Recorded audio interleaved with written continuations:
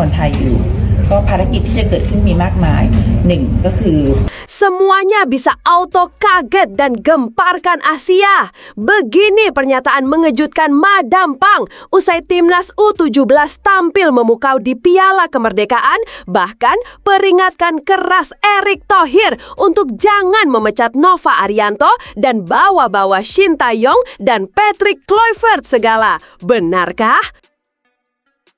Nah, ini baru mantap surantap. Ketum PSSI Erick Thohir gerak cepat ambil langkah brilian demi timnas tampil bagus di Piala Dunia akhir tahun ini di Qatar. Kira-kira apa ya? Yuk tonton video sampai habis. Jangan lupa klik subscribe supaya dapatkan berita terbaru dari kami. Dilansir dari situs web Fiksi Garuda, dikabarkan bahwa Ketua Federasi Sepak Bola Thailand, Nualpan Lamsam, atau yang lebih dikenal sebagai Madam Pang, memberikan pernyataan tegas usai laga impresif Timnas Indonesia U17 versus Tajikistan dalam laga Piala Kemerdekaan 2025 yang berlangsung di Stadion Utama Sumatera Utara. Dalam pertandingan yang berlangsung sengit, skuad Garuda Muda yang dilatih oleh Nova Arianto menunjukkan performa luar biasa dengan skor akhir 2-2.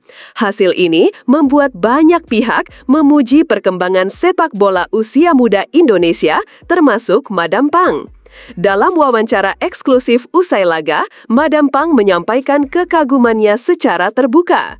Saya sungguh dibuat terkesima oleh penampilan Timnas U17 Indonesia. Mereka bukan hanya menguasai pertandingan, tetapi juga menunjukkan kekompakan luar biasa, kedisiplinan, dan visi permainan yang matang.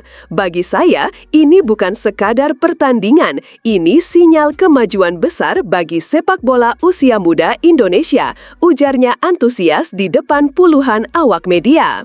Namun, pujian tersebut diikuti dengan peringatan keras yang ia tujukan langsung kepada Ketua Umum PSSI Erick Thohir.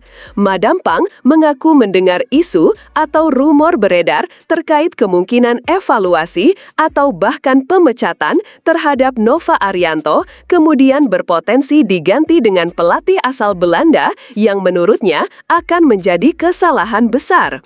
Jangan ulangi kebodohan fatal seperti saat Shin Tae-yong dilepas. Itu adalah momen yang sangat mengecewakan bagi kami yang mengikuti perkembangan sepak bola Asia Tenggara. Jika Nova sampai dipecat, saya nyatakan dengan jelas saya akan memboikot segala bentuk kerjasama antara Federasi Sepak Bola Thailand dan PSSI ke depannya, tegas Madam Pang. Ia juga menambahkan bahwa kontinuitas dan kepercayaan terhadap pelatih adalah hal penting dalam membangun tim nasional yang kuat, terutama di level usia muda. Sepak bola bukan hanya soal hasil instan. Pembangunan karakter, filosofi permainan, dan kesinambungan kepelatihan sangat krusial. Nova Arianto sudah membawa tim ini ke arah yang benar. Jangan hancurkan proses ini hanya karena tekanan sesaat, imbuhnya.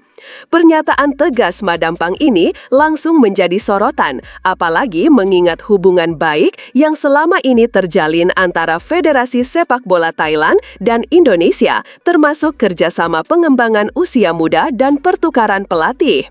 Ia mengaitkan peringatan kerasnya tersebut dengan momen kontroversial tidak lama setelah gelaran Piala AFF Senior 2024 ketika PSSI memutuskan untuk melepas Shin Tae-yong dari kursi pelatih timnas senior, langkah yang banyak dikritik sebagai keputusan tergesa-gesa yang merugikan proses pembangunan jangka panjang. Kita semua ingat bagaimana Shin Tae-yong yang telah mengerjakan keras membangun fondasi tim nasional tiba-tiba diambil alih. Itu keputusan pengecut, bukan langkah strategis, tegasnya, menekankan bahwa sepak bola modern menuntut sabar dan visi panjang, bukan reaksi impulsif terhadap kegagalan sementara. Keputusan mengejutkan PSSI memecat pelatih Shin Tae-yong pada 6 Januari 2025 masih menjadi topik perdebatan dan penuh emosi.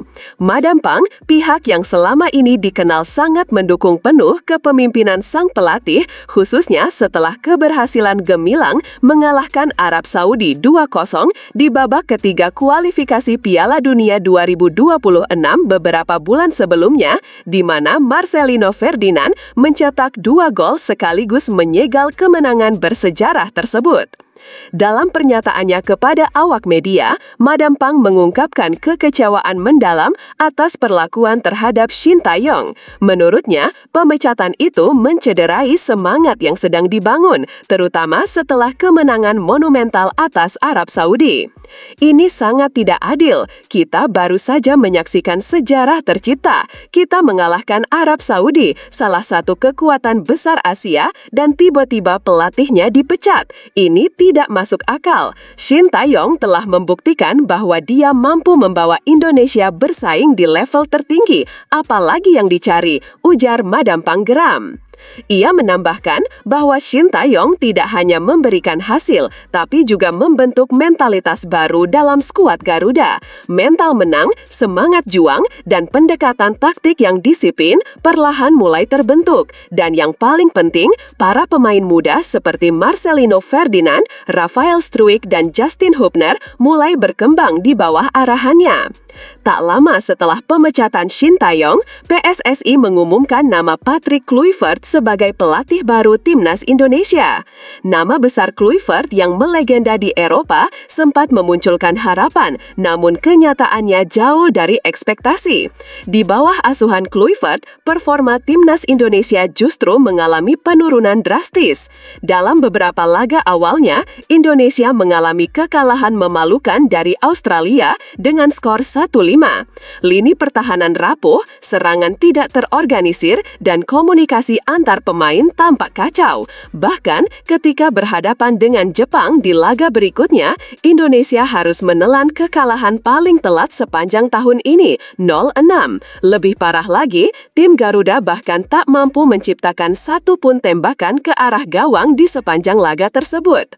Performa buruk ini membuat para supporter frustrasi. Di media sosial, banyak fans yang mempertanyakan keputusan PSSI. Mereka menilai keputusan mengganti Shin dengan Kluivert adalah kesalahan besar yang kini mulai membuahkan hasil negatif.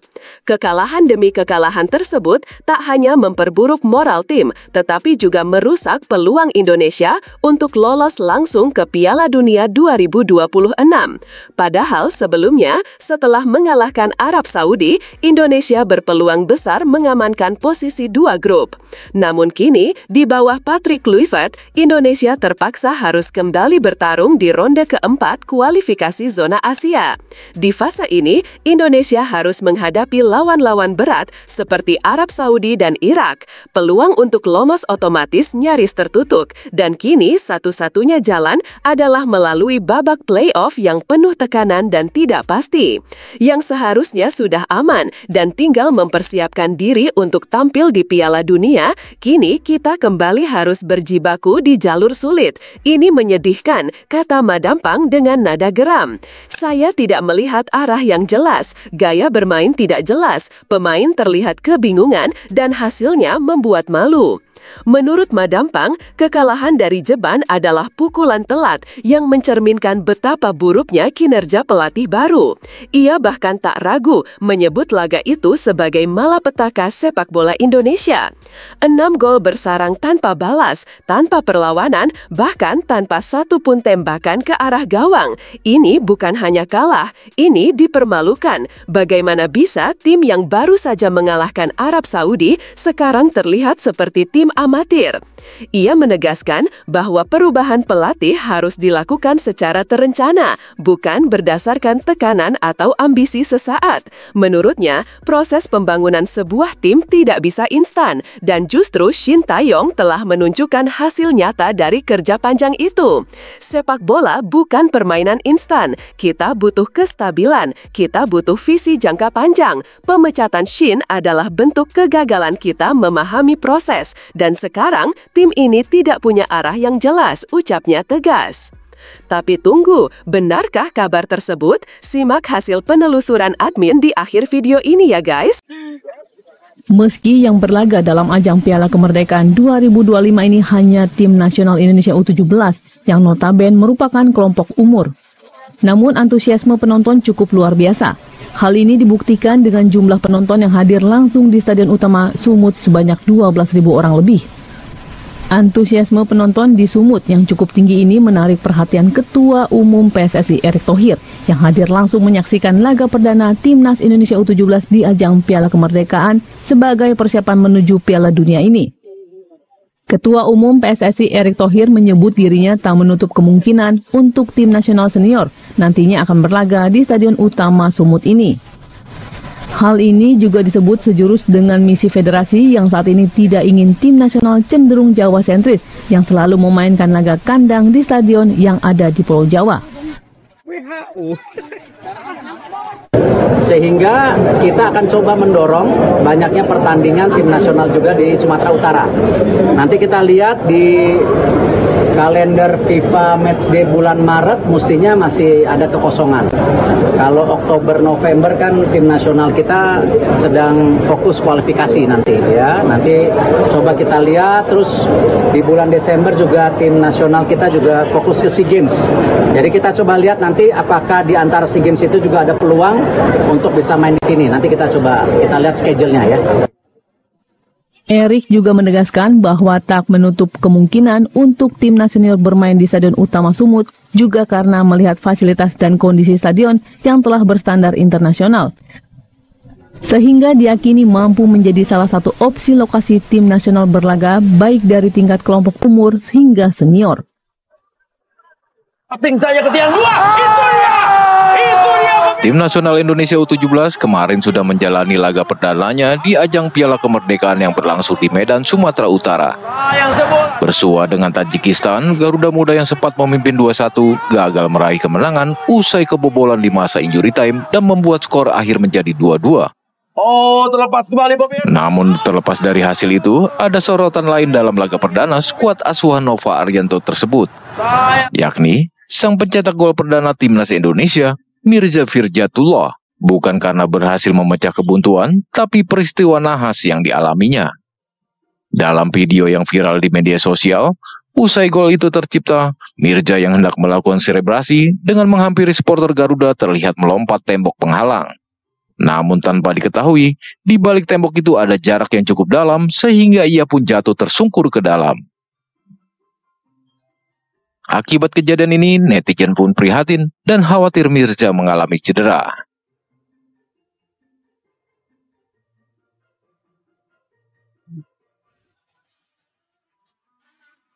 Tim nasional futsal putra bersiap menghadapi dua agenda penting.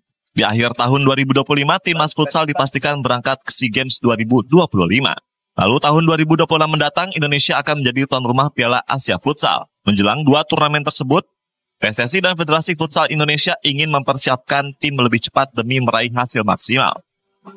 Salah satu bentuk persiapan timnas futsal adalah ikut serta turnamen di China bulan September mendatang, serta mengadakan kembali Four Nations World Series juga di bulan September. Jadi dari 4 negara ada Indonesia, dan yang sudah konfirmasi ada Belanda dan Latvia. Ada negara keempat yang kita masih pastikan dulu konfirmasi tertulis ya, baru saya bisa umumkan secara resmi. Dan target kita tentu di antara 4 negara itu secara peringkat kita sebenarnya paling tinggi. Kalau bicara soal futsal, timnas futsal putra Indonesia itu peringkat 21 dunia. Belanda bahkan di bawah kita. Jadi target kita di Four Nations World Series adalah bisa memenangkan melawan 3 negara lainnya. Walaupun yang kita harus akui Belanda tetap adalah Belanda. Bicara sepak bola, bicara futsalnya juga kuat dan terus berkembang di Eropa. Tapi kita harap ini menjadi pemanasan kita juga. Selain bisa mendorong peringkat timnas kita naik, tapi pemanasan kita menuju nanti sebenarnya ada SEA Games dulu. SEA Games dulu baru nanti di AFC di Eropa. PSSI dan Federasi Futsal memang tengah serius dalam mengembangkan timnas futsal. Saat ini timnas futsal putra berada di peringkat ke-21 dunia dan peringkat 4 Asia, sehingga secara potensi bisa sangat berbicara banyak di kancah internasional. PSSI bahkan sudah mengajukan bidding untuk menjadi tuan rumah Piala Dunia Futsal tahun 2028 mendatang. Dan juga sebenarnya 2 bulan yang lalu, Pak Erick Thohir juga sudah melakukan bidding untuk Indonesia bisa menjadi tuan rumah Piala Dunia Futsal di tahun 2028. Tapi kalau ini belum pasti, artinya kita masih sedang bidding, masih sedang proses. Tapi kalau berhasil di AFC, saya yakin kita punya peluang yang besar juga untuk menjadi tuan rumah Piala Dunia. Timnas futsal sendiri sedang dalam momentum bagus usai menjadi juara Piala AFF tahun 2024 lalu. Federasi Futsal juga menargetkan timnas bisa lolos 4 besar di ajang Piala Asia 2026 mendatang. Timnas Indonesia U17 memulai Piala Kemerdekaan dengan menghadapi Tajikistan. Kedua kesebelasan bermain sama kuat tanpa gol selama lebih dari setengah jam. Garuda Muda sempat 2 kali memimpin namun gagal mempertahankan keunggulan hingga akhir laga. Gol pertama Indonesia dicetak Muhammad Mirza pada menit ke-34, memanfaatkan umpan matang Fadli Alberto. Kesalahan yang terjadi di lini pertahanan yang dilakukan tentunya oleh Indonesia U17 berhasil mencetak gol di Stadion Utama Sumatera Utara. Hanya berselang 3 menit, Tajikistan menyamakan skor melalui gol Zarif Zoda Zarif. Ada ruang tembak, ada sebuah tendangan. Setelah mencetak gol tadi, dan akhirnya dari Zoda berhasil mencetak gol dan menyamakan kedudukan. Menjelang turun minum, peluang Evandra Florasta nyaris membawa Indonesia kembali unggul. Namun tembakannya melenceng tipis. Di awal babak kedua, Indonesia U17 kembali memimpin lewat sundulan Fadli Alberto pada menit ke-50. Pertahanan yang lebih disiplin membuat skuad asuhan Nova Arianto hampir mengamankan kemenangan. Cantik, permainan yang juga sangat cepat dalam aliran bola. Hingga kembali berhasil mencetak gol bagi Indonesia U17. Sayangnya di menit ke-90, Nazrullah Asuralizoda mencetak gol penyeimbang untuk Tajikistan dan memaksa pertandingan berakhir imbang. Serangan yang dilakukan oleh pemain yang baru masuk Nazrullah. Dan memang selanjutnya Indonesia dijadwalkan menghadapi juara Asia Uzbekistan pada Jumat 15 Agustus 2025 di lokasi yang sama. Pindahkan bola, kita lihat ada backup. Laga playoff AFC Champions League 2 antara Persib Bandung dan Manila Tiger berlangsung di Stadion Gelora Bandung Lautan Api, Rabu malam. Persib lolos ke babak penyisihan grup usai mengalahkan Manila Tiger, tim ibu kota Filipina, dengan skor 2-1. Persib memecah kebuntuan pada menit ke-38. Kegagalan Michael Asong, kiper Manila Tiger, menangkap bola dengan sempurna, membuat Persib unggul 1-0. Kalinya buat Persib Bandung di babak pertama. Boy Pochia, pendek saja tadi. Ada backup Marcelio. Oh, peluang keempat gol. Oh, bukan. Oh, gol. Manila Tiger menyamakan kedudukan pada menit ke-66. Moduju lolos dari perhatian lini belakang Persib hingga sukses membobol gawang Teja Pakualam. Oh, tidak offside. Karena memang sundulan tadi dari William Barros menjadi pahlawan dengan mengembalikan keunggulan Persib pada menit ke-73. Keberhasilannya mengonversi umpan silang Beckham Putra membuat skor berubah menjadi 2-1 yang terjaga hingga pertandingan berakhir. Hujan Hudak, pelatih Persib Bandung, bilang laga kemarin malam terasa sulit bagi anak asuhnya. Kondisi ini karena timnya hanya punya waktu istirahat 3 hari setelah menjalani laga dan Super League 2025-2026 melawan Semen Padang Sabtu kemarin. You can see that still we are not ready for we are not used for these matches every 4-5 days. We start the game in 11 days. All 3 matches were tough and second half maybe physically we are not up to the level. Before the game I said the biggest problem has been pitch, and at the end you can see that this was the biggest problem. And defensively we were okay, but attackingly the final pass was not there. We were not sharp enough. Sementara itu, Lee Haijun, pelatih Manila Tiger, menyampaikan terima kasih kepada para pemain dan manajemen yang sudah berjuang keras dalam pertandingan ini. Menurutnya, Persib Bandung punya gaya permainan yang unik karena banyak diperkuat pemain Amerika Latin. Kini, Persib Bandung menanti pengundian fase grup AFC Champions League 2 zona timur yang bakal digelar besok. Maung Bandung akan menjalani laga perdana dalam fase grup pada 16 atau 17 September mendatang.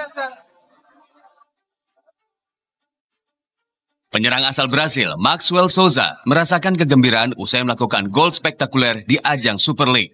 Kabar gembira itu pun ia bagikan saat melakoni latihan bersama Persija Jakarta di wilayah Bojong Sari. Ia pun menilai bahwa dirinya melihat potensi besar sepak bola Indonesia. Menurutnya, kompetisi di tanah air semakin berkembang dan menantang untuk dijajal oleh pemain asing. Berbeda di negeri asalnya Brasil, kondisi menjadi pemain sepak bola di sana memang sulit. Namun Indonesia tidak kalah kompetitif. Justru kesulitan itu yang membuatnya tertantang memperkuat Persija.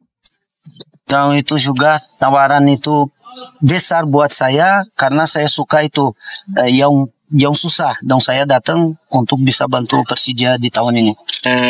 No Brasil, a grande maioria das ligas são muito difíceis. Jadi di Brasil itu liga semua itu susah, tidak mudah di Brasil. Não que a da Indonésia também seja. Bukan Indonésia tidak, Indonésia juga sangat susah kata dia. Então, se eles trouxeram a gente para cá, é porque sabiam que a gente iria ajudar e dar mais qualidade. Jadi kalau mereka bawa kita ke sini karena mereka tahu kita bisa bantu, kita bisa kasih kualitas dengan grup ini, dong bisa lakukan dengan baik di lapangan. Dengan semangat dan motivasi tinggi, Maxwell bertekad untuk memberi kontribusi besar untuk Persija di musim kompetisi.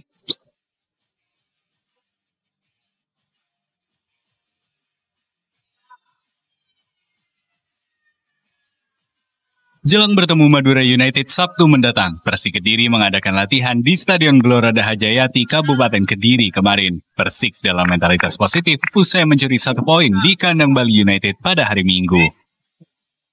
Walaupun harus menggelar laga sebagai tuan rumah di Stadion Gelora Joko Samudro Gresik karena Stadion Brawijaya Kota Kediri digunakan untuk rangkaian upacara peringatan HUT ke-80 kemerdekaan RI, tapi skuad asuhan Ong Kim Sui tetap optimistis meraih poin penuh. Seluruh pemain baik lokal maupun asing siap diturunkan dan bermain maksimal, kecuali Kevin yang masih cedera. Masa ini semua dalam keadaan yang cukup baik, kecuali Kevin masih lagi cedera ya. Dan yang lain-lain berada dalam keadaan yang cukup baik, dan ini memberi satu tanda yang cukup positif di mana semua pemain hampir pulih sepenuhnya. Sebelumnya, Persik Kediri berhasil menahan imbang Bali United dengan skor 1-1 di Gianyar. Sementara Laskar Sapi Kerap alias Madura United mengalami kekalahan saat menjamu Persis Solo di Pamekasan dengan skor 1-2. Dewa United mengawali PRI Super League di musim ini dengan kekalahan mengejutkan. Tim asuhan Jan Olde Rickering itu menelan kekalahan 1-3 dari Mal United di Panther International Stadium, Serang, Banten pada hari Sabtu yang lalu. Kekalahan itu sangatlah mengejutkan, sebab Dewa United menjadi satu di antara favorit untuk mencari juara PRI Super League di musim 2025-2026 ini. Dewa United juga bertabur para pemain bintang.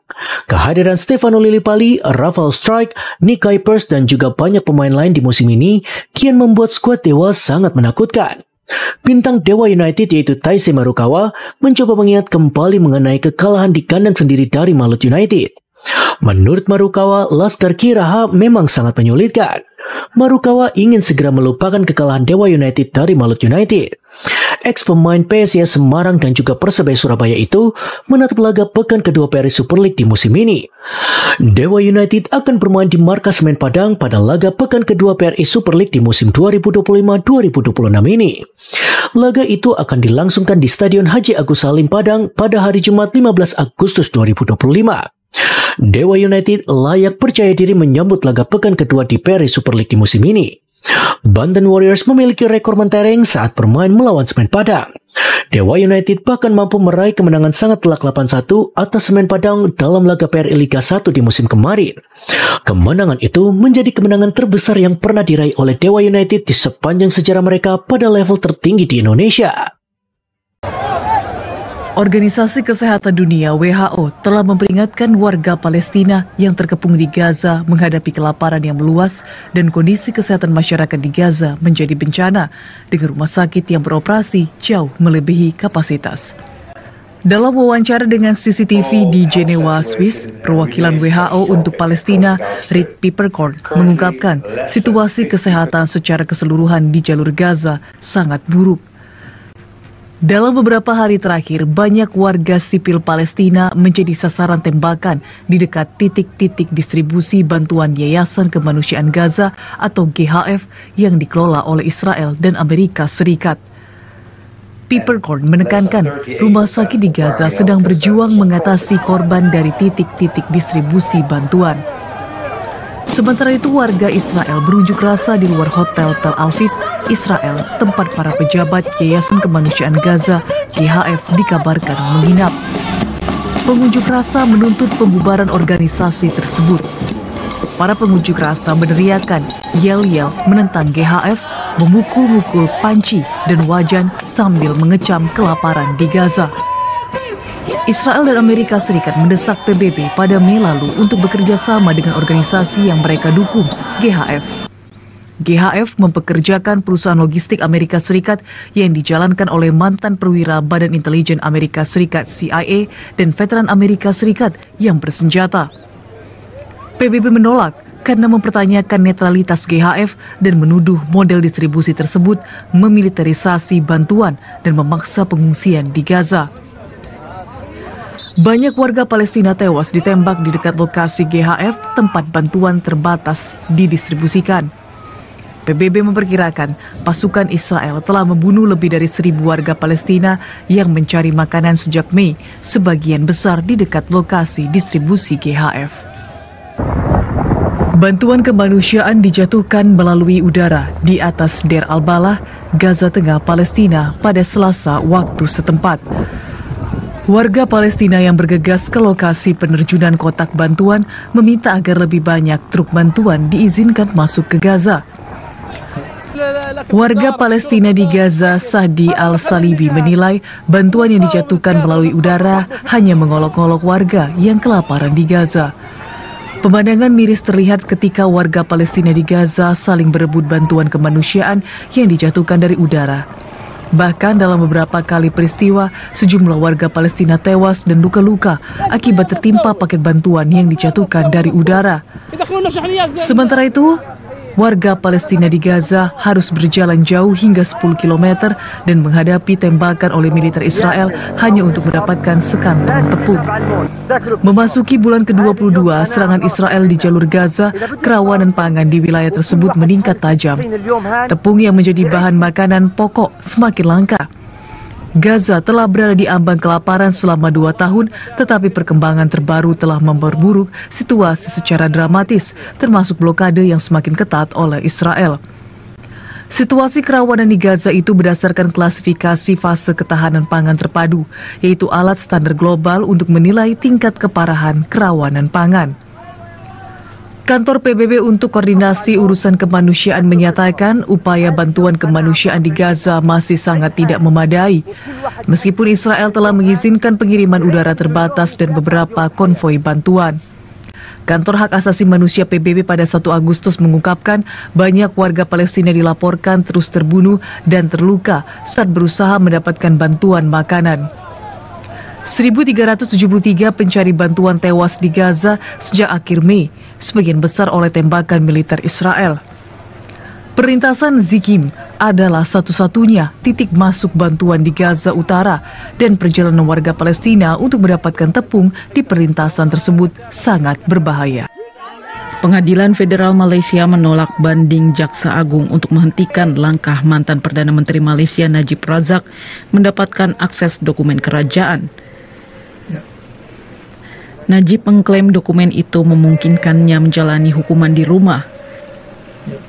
Najib telah dipenjara sejak Agustus 2022 karena terlibat skandal 1MDB. Ia menyatakan dokumen tambahan itu merupakan bagian dari pengampunan raja yang mengurangi hukumannya dari 12 tahun menjadi 6 tahun. Pengadilan mengakui adanya dokumen itu, tetapi menyatakan tidak dapat memastikan keasliannya. Najib tetap bersikeras dokumen itu sah dan meminta pemerintah melaksanakannya. Pihak istana menyebut dokumen itu ada, namun beberapa kementerian menyatakan tidak memiliki catatan terkait dokumen tersebut. Sementara itu, Pengadilan Korea Selatan mengeluarkan perintah penahanan terhadap mantan ibu negara Korea Selatan Kim Kon-hee Selasa waktu setempat.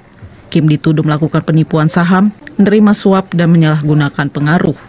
Jaksa menuduh Kim menerima hadiah perhiasan mewah dari kelompok keagamaan sebagai imbalan untuk kepentingan bisnis mereka.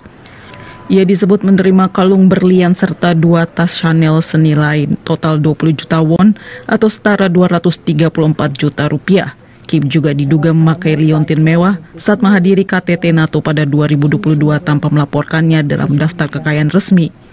Jaksa meminta penahanan karena khawatir Kim menghilangkan barang bukti. Pengadilan menyetujui alasan tersebut dan memutuskan penahanan segera dilakukan. Departemen Keuangan Amerika Serikat mencatat total utang publik telah melewati 37 triliun dolar Amerika atau setara 592 kuadriliun rupiah atau 592 ribu triliun rupiah untuk pertama kalinya. Presiden Komite Anggaran Federal Maya McGuinness menilai kondisi keuangan negara sangat tidak seimbang. Ia menyebut biaya bunga saja tahun ini mencapai 1 triliun dolar Amerika atau setara 16 ribu rupiah, melebihi anggaran pertahanan dan asuransi kesehatan. McGuinness menjelaskan pemerintah belum mengambil langkah untuk mengatasi masalah ini. Indeks dolar yang mengukur mata uang Amerika Serikat terhadap 6 mata uang utama turun 0,43% menjadi 98,097. Euro naik menjadi 1,1669 dolar Amerika dan pound sterling Inggris menguat menjadi 1,3496 dolar Amerika. Yen Jepang menguat menjadi 147,73 yen per dolar Amerika. Dolar Amerika juga melemah terhadap franc Swiss, dolar Kanada, dan krona Swedia. Sementara itu, Presiden Amerika Serikat Donald Trump mengkritik Gubernur Bank Sentral Amerika The Fed, Jerome Powell, dan mengancam melanjutkan gugatan besar terkait renovasi gedung Bank Sentral. Trump menilai Powell lamban menurunkan suku bunga, padahal biaya bunga utang nasional semakin tinggi. Ia percaya penurunan suku bunga akan meringankan beban tersebut. Investor kini memperkirakan peluang penurunan suku bunga pada pertemuan Forum Global The Fed September mendatang mencapai lebih dari 85%. Di Jepang, indeks Nikkei 225 naik hingga 1,4% dan mencapai 43.309,62, tertinggi sepanjang sejarah. Kenaikan ini memperpanjang rally menjadi 6 hari berturut-turut dengan total penguatan 7,5% sejak 4 Agustus. Indeks Topix yang lebih luas juga naik 1% ke rekor 3.097,94 poin. Petugas pemadam kebakaran berusaha memadamkan kebakaran hutan di Provinsi Izmir, Turki. Warga di sekitar lokasi mengevakuasi diri untuk menghindari bahaya. Beberapa tim pemadam berhasil mengendalikan beberapa titik kebakaran di provinsi lain. Suhu panas yang tinggi memperparah penyebaran api di wilayah tersebut. Petugas terus memantau kondisi untuk mencegah kebakaran meluas ke pemukiman. Di Yunani, kebakaran hutan menyebar cepat di sekitar kota Patras. Api membakar pabrik semen, kebun zaitun, dan area hutan. Warga di 25 desa dievakuasi untuk keselamatan. Kebakaran menghancurkan rumah, mobil, dan fasilitas industri. Petugas pemadam dibantu pesawat terus berupaya menahan laju api. Angin kencang dan kekeringan memperparah kondisi di wilayah tersebut. Di Albania, petugas pemadam kebakaran berjuang memadamkan api yang mengepung kota Delfina. Seluruh kota dikelilingi api. Tentara dan tim pemadam tambahan dari kota tetangga ikut membantu. Pemerintah memerintahkan untuk mengevakuasi warga. Jalanan Delfina tampak kosong saat evakuasi berlangsung. Warga menyebut kebakaran ini peristiwa yang belum pernah terjadi sebelumnya. Sementara itu, pemerintah Taiwan mengevakuasi lebih dari 5.500 warga menjelang kedatangan topan Podul. Topan membawa angin kencang hingga 191 km per jam, serta hujan lebat. Sekolah dan kantor di 9 kota dan kabupaten ditutup sementara. Aktivitas warga di Kaohsiung dan Tainan, Taiwan dihentikan. Otoritas penerbangan Taiwan membatalkan semua penerbangan domestik pada Rabu waktu setempat. Total penerbangan yang dibatalkan mencapai 252 penerbangan domestik dan 129 penerbangan internasional. Maskapai utama menunda penerbangan dari Kaohsiung dan Taoyuan, Taiwan. Bandara Taipei Songshan tampak sepi saat keberangkatan dibatalkan. Topan Podul diperkirakan mendarat di Taitung. Warga diimbau mengikuti instruksi evakuasi dan tetap waspada. Setelah ditelusuri oleh admin, berita pertama tadi hanya karangan ya guys. Tujuannya untuk edukasi penonton karena mulai marak berita karangan yang menyebar di YouTube. Penulis juga sudah memperingatkan agar hati-hati sebelum menyebarkan video ke khalayak umum.